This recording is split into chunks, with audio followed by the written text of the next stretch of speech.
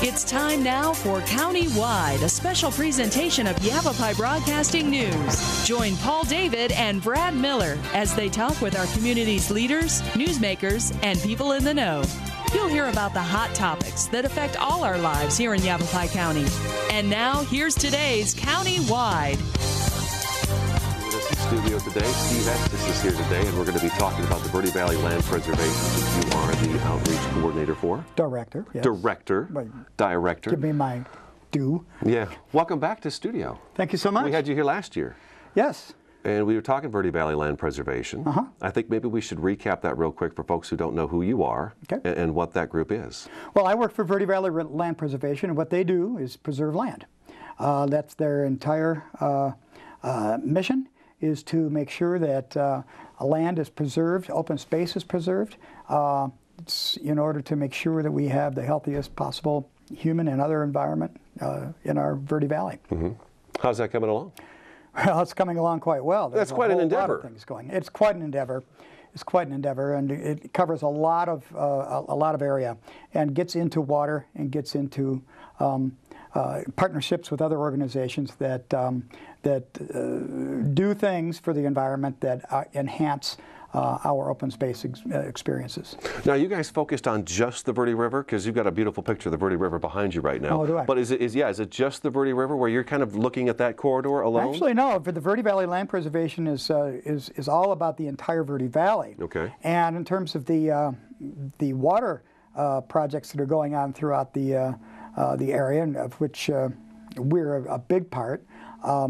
It's not just the river, it's the watershed. It's the entire watershed, so it's the river and all the tributaries and everything that accompanies that and contributes to that entire watershed, the entire water system that occurs in the Verde area. Okay, now you mentioned watershed. Last year when we were here, we were talking about how you guys were going along the Verde River, and you were meeting with landowners along the Verde River, trying to look for, well, you were looking for and then documenting, I believe, the invasive species that have come in, and we talked about those different species. I don't think we want to get into that today, but how is that coming along, and where are we at with that? Well, that's really something. That's really a story. When I first started, about 2.5 years ago, there was not a whole lot of public knowledge about the effects of and the prevalence of certain invasive species. And there are a lot of them, but there are 4 of them that we really are targeting. And real quick, we should say these are plants that are not native to the area. Exactly. They've come in and they're pretty much spreading their wings and pushing the native species out. Right, and claiming especially the land. Those along the river. Right. Those are the ones that are really threatening. And there's a great deal of misinformation still, but I guess what I'm getting at is that the public awareness among the citizens here in the Verde Valley has increased exponentially, not necessarily just by my or our efforts, but there are a lot of groups in the area that are working on the health of the river, and that there's a great deal of public understanding that has really come along, public knowledge that has really grown. I think there's a lot of education about the river. Right. So when I started, they were asking me, our funders, the Walton Family Foundation, were expecting me to come up with a certain number of miles of riverside under agreement from private landowners, where we could go and map that property, identify where the invasives are, and then come up with a plan to actually go in there and eradicate those and manage them, help them manage them. It's a partnership. So we did that, and they wanted us to have like 3 miles, and we got like 19, or I forget, it was 5 miles, and we ended up with 19 or 20, and that was pretty good. They liked that. It was more of a demonstration project, so they said, great. Why don't you come back with another proposal? So we did. We said we wanted to get 100 landowners under agreement by this coming August. Okay. We've hired another person to do all that, because I'm on to other projects now. And her name is Laura Jones. She's really exceeded expectations. She has like 96 or 97 of them under agreement now. And, it's only April. Right, so she's way ahead of the game. Plenty of time. Way ahead of the game. Well, she'll come in with a whole lot more eventually. And actually, behind all of that signing up, we've been coming back with, following up with crews, hired crews. One of which was all veterans. From an organization called Vetraplex, and another was from a youth corps program out of Flagstaff, actually out of the It's called CREC, out of, and it's administered by the county of, Okay. Coconino. Okay. Anyway, so that's kind of how it's going really well. Going really well, and really focusing on, especially on Oak Creek, because it seems to be the most degraded of them all. So anyway, that's kind of where we are, bringing us up to date. Awesome. But what I'm here to talk not about only is- not only are you mapping these things, but then you've got crews actually coming back in and removing them. Removing, treating, and Well, that's good to hear monitoring. that since the year since you've been here, and I don't think it's even been a year since you've been here. No. We see progress, Oh, yeah. which is nice. Because so many times, you know, you study, and nothing ever gets done. This so is it's very good to much hear. a boots on the ground operation. Right. Yeah. Next thing you wanted to make sure we got into was Artist on the River. Well, we just finished the first phase of that. Okay. And we juried by virtue of the artist's quality of work. They actually submitted work. We put RFPs out, and we juried 25 artists to Local? join us. Local. Well, actually not all local. We Okay. had some from the Phoenix area as well. Okay. Internationally renowned artists. I mean, these people submitted resumes and everything else. These are extraordinary artists.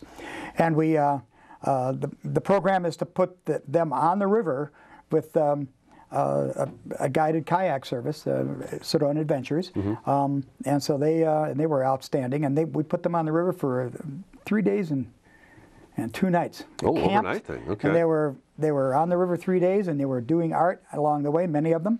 But the whole idea is to it was really great. Whole idea was to have them have that experience, get inspired, and then create the art. And come July, their art is due. It becomes ours. They get the trip, we get the art, and then this can be a funding source for the organization. Whose brainchild going was this forward. one? Because that's a great idea. Well, it's happened in other places, but a gal named Wendy Harford, a local artist, had experienced this up in BC, in Canada, and thought that'd be a great idea to do something like that here. Yeah. And so she talked to Bob Rothrock, our president, and he got excited about it and got me involved, and so we put it all together and wrote the grant, and we got the money for that. We got a great videographer that went down the river with us, and we've seen some of his work, and it's outstanding. So anyway, this is going to be a traveling exhibition. There's going to be it'd be staying at, for a month or so at a lot of different places. All across the state, or just in the Verde Actually, Valley? all following the idea was to essentially follow the river. the river and the watershed, and then ultimately, because the river ends down in the Phoenix area, have it end up down there and have an ongoing auction. And then we'll have prints, and we'll make calendars and cards and all. It's got this gorgeous art, and then you got education going on. And awareness. It was really quite. I was on the river with them. It was quite an experience. But anyway, that's just another example of the kinds of things that we do. How do we find out more about that? Well, you can, if you're on Facebook, you can look at Artist Challenge. Artist Challenge. Just look it up there. We have a website called verdeartistchallenge.org. You can look it up there. You can see a whole lot there, and just stay in touch with that, because this is going to be an ongoing story. It's a very, very cool thing. And then you'll keep me up to speed too, so we can talk about it later on. Okay, Absolutely. all right. We should take a break. Yes, do that. Let's take a break.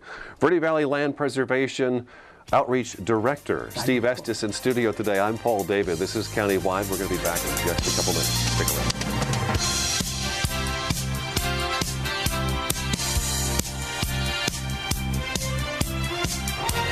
Move over, AZ. Arizona's move over law requires you to move over or slow down when you drive past any vehicle pulled over with flashing lights. Any vehicle means emergency responders, roadside assistance, law enforcement, highway crews, even stranded motorists. Ignore the law and you could pay a fine. Remember, every vehicle, every time. Move over, AZ. Sponsored by ADOT in partnership with the Arizona Broadcasters Association and this station. Oh, those boys are much too much. Those boys are much too much. We got the spirit. We're hot. We can't be stopped. We got the spirit. We're hot. We can't be stopped. We're going to beat them and bust them. The smallest moments can have the biggest impact on a child's life. Let's get a little bit rowdy. R-O-W-D-Y. Take time to be a dad today. Call or visit fatherhood.gov to learn more.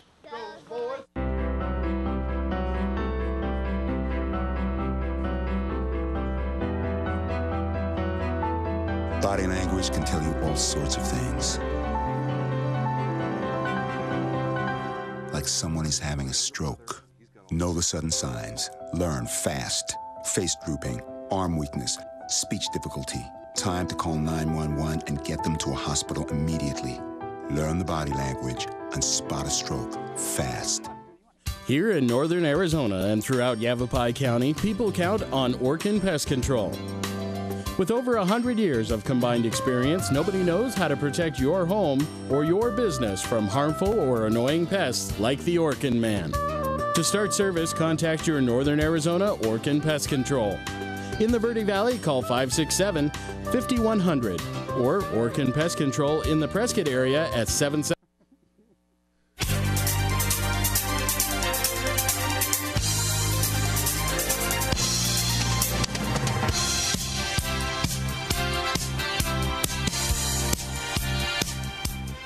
Today, Steve Estes here with the Verde Valley Land Preservation. We're going to move on to another topic. We got a lot we got to cram in this show. Verde Village Property Owners Association. You guys were going along the river, and there is a nature preserve now.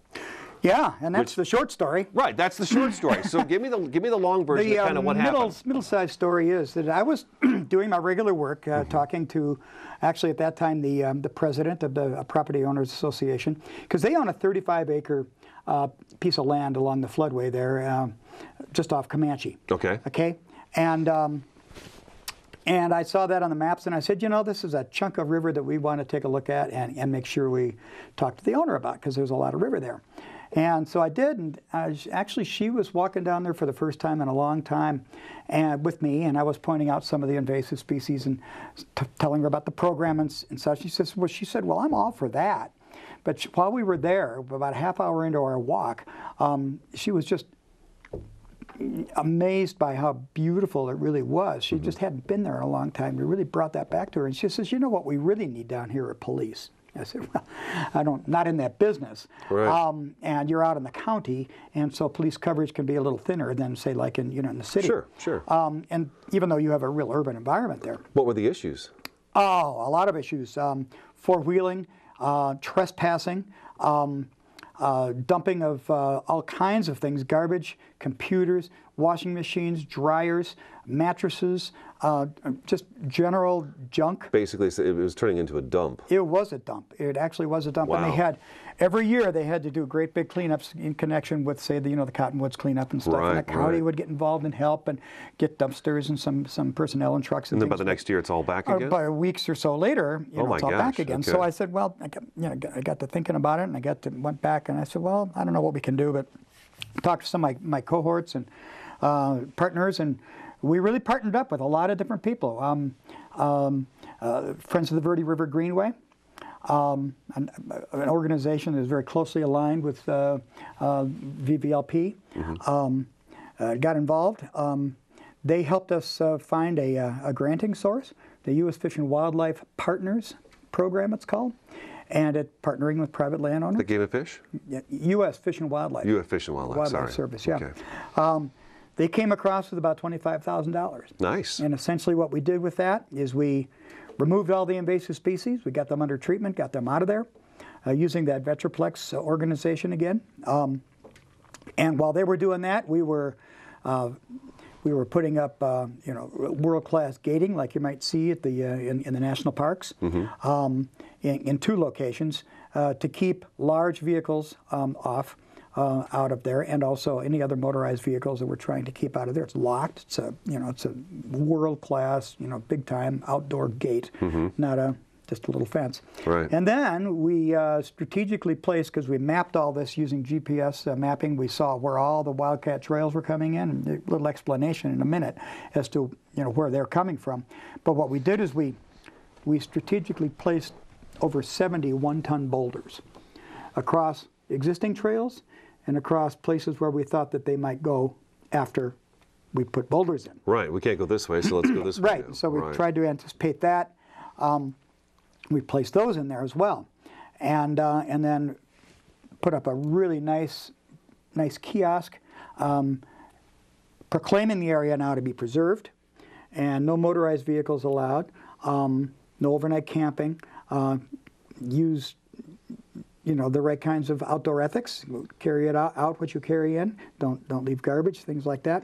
What we have to remember is this is private property. This is owned by, so when somebody gets on there, they are literally at the behest of the owner of that property. Now it's large, and it's traditionally been open to hikers and nature people and things like that, and they didn't want to stop that.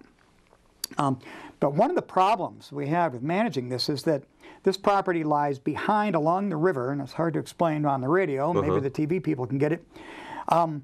But it's lined along Comanche by individual private property lots. Okay. Okay, so we couldn't just put up a fence across the entire thing. Right. We had to work from behind.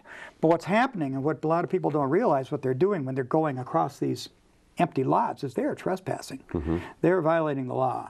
And they are also tearing up somebody's private property. You know, a lot of these people don't live here, they live somewhere else, they're not there to monitor their property. So anyway, that was one of the challenges. So we had to get behind there and manage all that from behind. And so the main area's got a great big fence, a great big locked gate, as well as a really nice kiosk, and then there's another entrance down at the further end where we put up some pedestrian-only kind of pass-throughs. So that's what we've done, and so we've created a nature You made preserve. it look more like a preserve as opposed to just a That's what it is. big It's chunk been of dirt. transformed from a dump to a preserve. Now we do understand that when you have laws like driving while intoxicated, people are still going to do it. We do understand if you say the gun debate lately is, you know, if you have laws against certain kind of guns, people are still going to try to get them. There will be some people who are going to still try to misbehave. I've watched that for years. Yeah. Yeah. And so the next step, this is much a human and societal and neighborhood project as it is a nature project. And the next step, I think, should be, and I'm going to hopefully be helpful in this regard, is to engage that neighborhood and that organization, and they're already engaged, and they have an asset now. Eyes open. And to really do something about becoming the most effective they can be with respect to taking care of this new community Maybe asset. neighborhood watch? Something along that order. Yeah. Something. So I have a call into the sheriffs, and I've got the ear of some of the board members, and we're going to be sort of beginning a discussion about how can we now really take care of this thing in perpetuity as opposed to just day to day. Have you been back down there again since all this work has been done? Yeah, I'm there quite frequently. Yeah. And is it staying clean? It's staying clean. We have reports of violations, so what we want to do is come up with an ongoing, sustainable way to manage that. You need some local eyes to be local eyes. Keep their eyes open. Maybe a little bit of a system, a way to become more effective and efficient in terms of reporting, and then maybe even a little training of people. Well, that's what it's going to boil down to. Sure. It's going to be if they've been able to come in there for years and dump stuff, and then we come in and clean it up, and then it's right back there again. Right. Obviously, somebody knows that it's relatively available to just go and dump stuff. Right. So it's going to be a little tougher now with all these these big boulders and gates and boulders and signs and stuff, signs and notoriety, because really here we are talking about it on the radio and television. Explain to me a little bit better. Do you happen to know which Verde village it's in? I know Verde Village as a whole, but is it Verde Village 1, 2, 3, 4? The actual numbers I'm not that familiar with, but I could tell you where it is. It's down Del Rio. As you're moving out towards Camp Verde on 260, you would take a left on Del Rio and go down toward the river. You follow the blue signs to the clubhouse. Okay. And then when you get to that last blue sign, you can see the clubhouse on the right. You turn left. Okay. Go down. It's called Broken Saddle. Okay. And it meets up with Comanche, which is the one that lines, the big property. So there's 35 acres here now preserved, 35 acres in natural state with the invasives out, and with the kinds of mitigations that will keep a great portion of the problematic behaviors that have been happening under control. Good. Good. We need to take another break. Great. Steve Estes with the Verde Valley Land Preservation is in studio today. I'm Paul David. We're going to take a quick 2-minute break, and we'll be right back with more Countywide.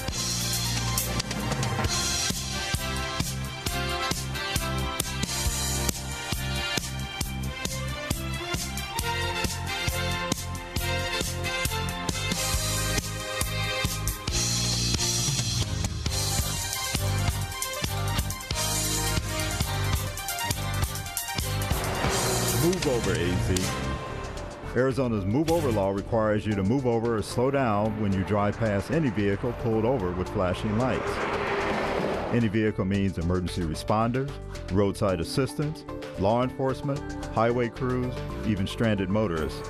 Ignore the law and you could pay a fine. Remember, every vehicle, every time. Move over, AZ. Sponsored by ADA in partnership with the Arizona Broadcasters Association and this station. Oh, those boys are much too much. Those boys are much too much. We got the spirit. We're hot. We can't be stopped. We got the spirit. We're hot. We can't be stopped. We're going to beat them and bust them. The smallest moments can have the biggest impact on a child's life. A little bit rowdy. R-O-W-D-Y. Take time to be a dad today. Call or visit fatherhood.gov to learn more.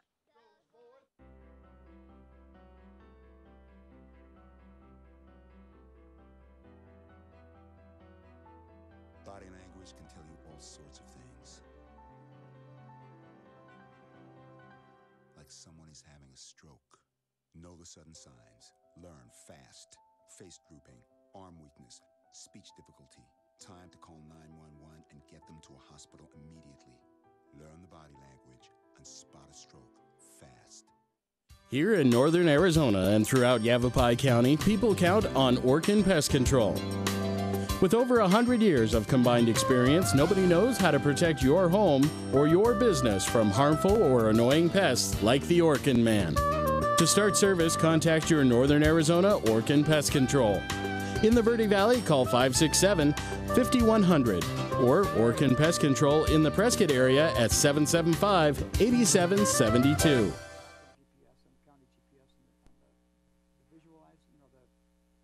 Call it the pictures, not just the mapping. Coming back. Welcome back to Countywide. I'm Paul David. Good to have you in studio today. Steve Estes with us from the Verde Valley Land Preservation.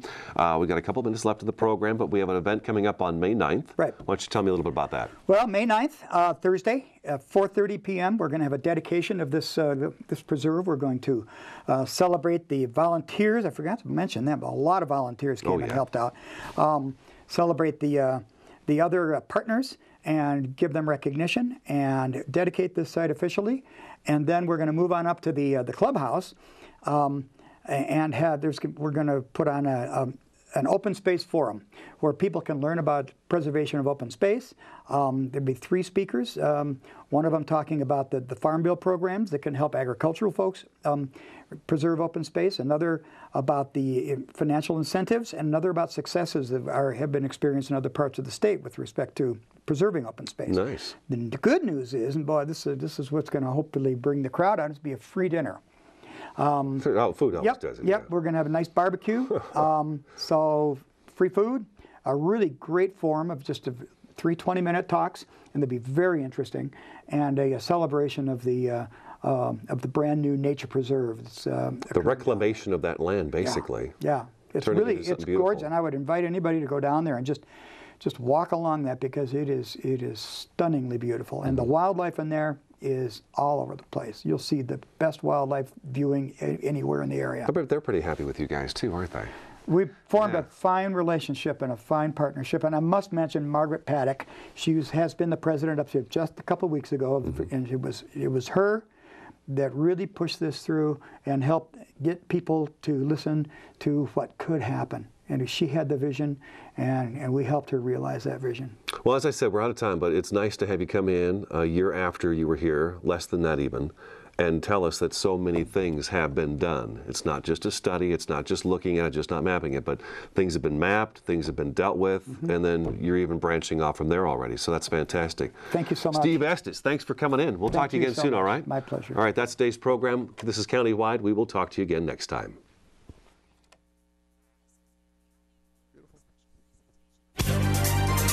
This has been Countywide, a special presentation of Yavapai Broadcasting News. Listen in each Tuesday and Thursday as we tackle the hot topics and talk to the decision makers across Yavapai County. That's Countywide with Brad Miller and Paul David each Tuesday and Thursday on this Yavapai Broadcasting station.